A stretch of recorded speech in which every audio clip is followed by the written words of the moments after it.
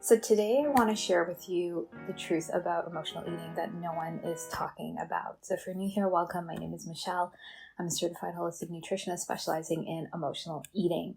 And so no one's talking about some of the biggest mistakes that women who have emotional eating are making, because these solutions are sold to them as the thing that's going to help them stop eating all the time or get to their goals. And it's not true. It's not going to help you with your emotional eating. It's not going to get to the root. So some of the solutions that I see, if we start sort of at the more basic surface level, are the quick fix diets, the intense exercise, willpowering. It's not going to help you with your emotional eating.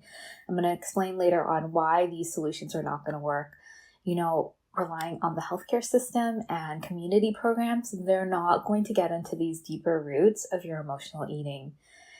Maybe you are trying pills and surgeries and, you think there's something broken and wrong with you and it's recommended to you to do this.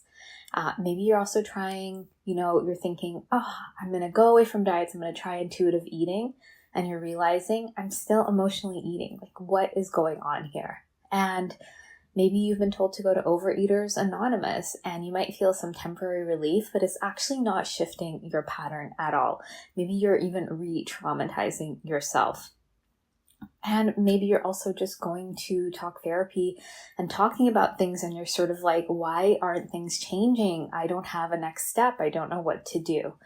And so all of these things that I've mentioned are some of the common things that women who have worked with me have tried to resolve their emotional eating. Other things include psychedelics and trauma work and somatic work. And while, some of these at a high level are important, if they're not specific to your emotional eating, you're not going to get the resolution and get to the other side of this. Because emotional eating is multi-layered. It's a complex pattern.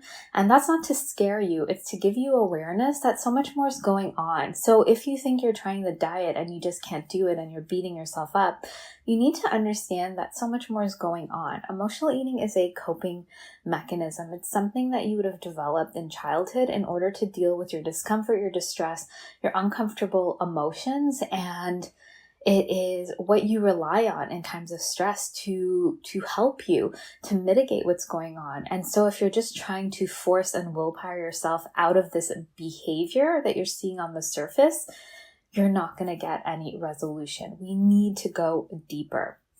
So if we sort of break this down, I'm going to explain why, let's say, the quick fix diets, the intense exercise, and the willpower, they don't work.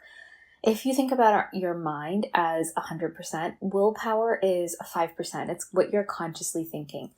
Subconsciously, our body holds a lot of power, and the patterns that are running, like us breathing, or if you think about when you learn to drive and then you can get from A to B without thinking, emotional eating lives in this realm. It lives in the body. It's an automatic pattern that's triggered. So it has 95% power. So you pushing yourself to do the diet, do the exercise, and you get triggered and you hit the wall of emotional eating and you try to willpower, your 5% willpower cannot fight off 95%. And so you're not going to get the solution or resolution or the change in your behavior that you're actually going for. If you rely on the health system to fix this with pills and surgeries and maybe community programs, they're not getting to the root. It's sort of similar. They're trying to tell you to change your behavior. They're trying to make your body change its behavior through an intervention or by, I've had clients with gastric sleeve surgery, by shrinking your stomach. But you still have this hunger, this emotional hunger. It's not dealing with what's really going on. It's trying to physically solve a problem that goes so much deeper, that is embedded in your body as a survival mechanism. If you try intuitive eating, again, intuitive eating is sort of just saying, okay, let's throw all the rules out the window. We're going to eat whatever we feel comes into our mind. And there's no way of discerning, is this from a true place of hunger or is this from an emotional place?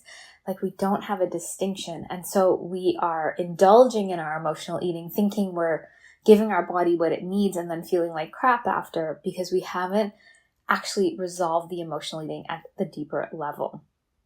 And then going to talk therapy and talking about things. While I get it, I've gone to therapy myself. It feels nice to go and talk to someone to kind of let off the steam. But if you're not working with this pattern on a deeper level in the body, where it started, where it was created, where it is living, you're not going to move the needle. Again, we're just talking about things. We're not embodying a new way forward. And so we need to address the deeper layers of this pattern. And so when I'm working with clients, I hear all of these solutions and I'm just like, you're not getting to the root. You're not getting to the root. Yes, you need to make some changes, probably how you're nourishing yourself. You need to make some changes of how you interact with your body. But if you're not getting to that deeper layer, that deeper root pattern, your actual emotional eating pattern, and resolving it and meeting your true needs and actually shifting that pattern, you're not going to get anywhere. So emotional eating, we go to food as a coping mechanism. It's not what we actually needed. It's not a healthy way of dealing with our emotions and our distress and our discomfort. It's coming out in an unhealthy way of being around food and our body. And so we need to get into this layer, meet those deeper needs so that food, it's so obvious, so that it becomes so obvious that food is not going to plug that hole. We have to meet our deeper needs. And when you meet your true needs, you can't put something fake in there. You can't put in food. You're actually creating this sense of and exhale. And so when I'm working with clients, this is what's happening. They get the sense of, I hit the nail on the head. I get it. I feel it in my body.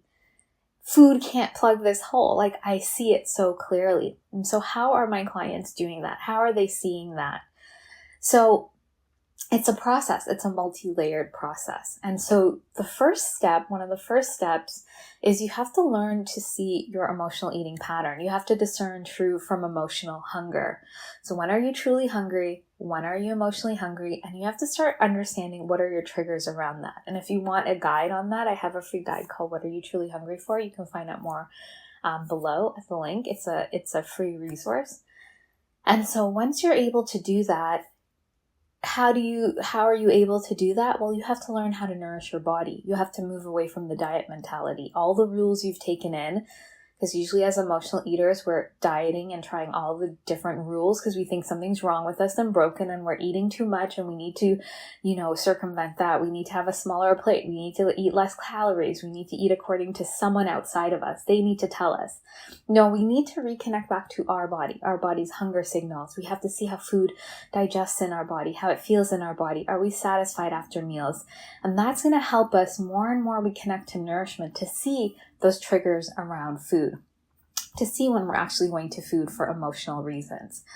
And then we have to look at our body because there are certain things we might be doing to our body that's making us become triggered into emotional eating. That shame we feel around our body when we look in the mirror, the criticism, maybe not taking care of ourselves and getting, the rest we need or the movement we need because we put so much judgment and we're constantly criticizing ourselves. We have to shift that so we're not triggered into our emotional eating. And then we use those triggers. We have to go deeper and we have to start honoring our emotions. We have to start getting into the root that created this pattern. We have to start shifting it at a body level. So when I'm working with clients, we're doing deeper work in the body somatically. I'm using different tools, somatic meditations, parts work, inner child work, to actually get into the root and repattern what was created here. So there was a pattern that was created where food started to meet your needs. It's a substitute. It's a band-aid. It is not actually the thing you need, but it's like, this'll do for now. And so when you meet those needs at a body level through this process, it's like you see and feel in your body that food can't take this place. Food, I don't want food. I wanted something else. I wanted something deeper.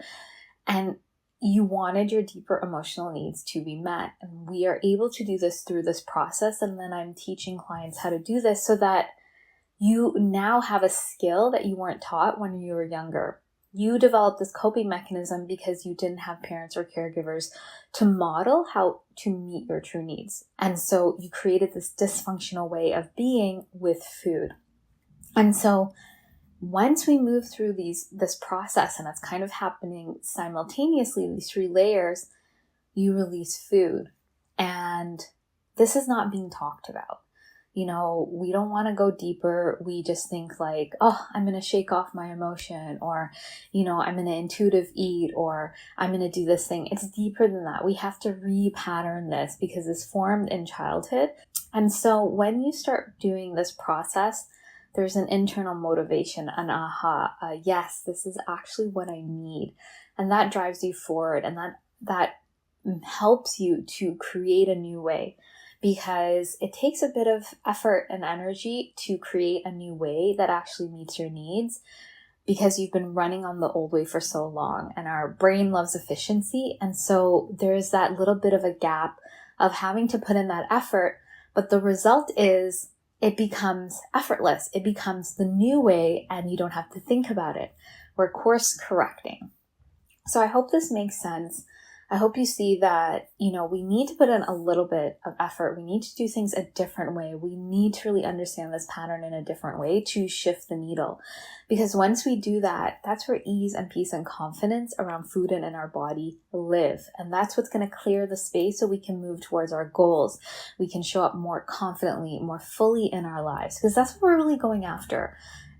I don't know about you, but I don't want to be obsessing about food in my body. I want to do other things. I want to show up for my son. I want to show up in my life fully. I want to experience life. I want to go after my goals. I want to hear my goals and desires. And that's what I want to do. And, you know, that's what drove me to resolve this pattern in the past. And that's what I see for the women that I'm working with. They want something different. So if you're ready for something different, the first step to start, like I mentioned, is my free guide called What Are You Truly Hungry For?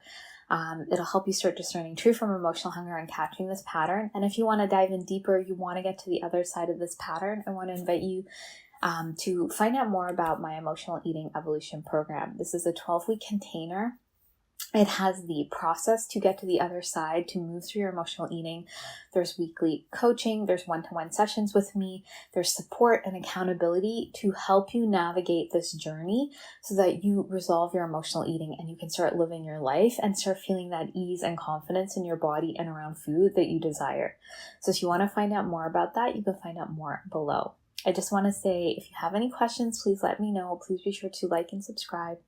I look forward to sharing more with you, and I hope you have a great day.